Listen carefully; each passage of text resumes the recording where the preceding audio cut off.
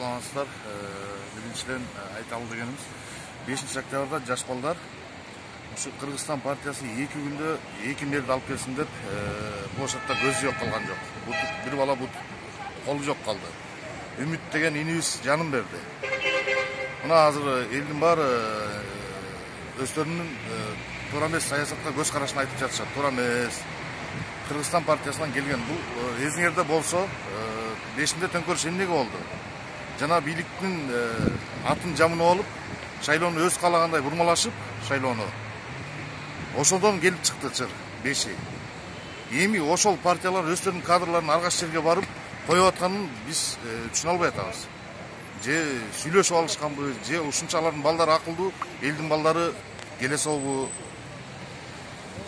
Сиздерге кайрылайын дегеним, бул саясат туура эмес жагына барып атат бир аз. Может, мүмкүн Садыр агабызга туура эмес маалымат барып атабы? Ал киши баягы жанында кеңешчилерден туура эмес кеңештерди угуп алып, бир ушундай нерселерге барып аткандай. Мариповго кайрылабыз. Сиз да кичине эл менен сүйлөшүп, эл менен акылдашып койсоңуздар болот. Мен кечээинки койгон, бүгүнкү койгон кишилерди жакшы тааныбайт экен, мүмкүн жакшы кишилердир. Мен аны эчтеке деп айта албайм. Бирок Кыргызстан партиясынан келип атат. Билесиздер, Кыргызстан партиясынын эгер унутуп калсаңыздар, шайлоого чейинки сүйлөгөн сөздөрүн караңыздар. Сотту өздөрү каалагандай калчашты, каалагандай утту, 1 мүнөттүн ичинде документтерине түзүп койду. Эми ошолордун кадрлары келип алып, азыр берде отурушат сөздүн ачыгы. Туура эмес саясат жүрүп аткандай сезилип атат бизге. Сиз кайсыл кандидатты сунуштайт элеңиз? Биз жанагы ошо революцияда жүргөн карапайым элдин арасынан бирөө чыгар эле да.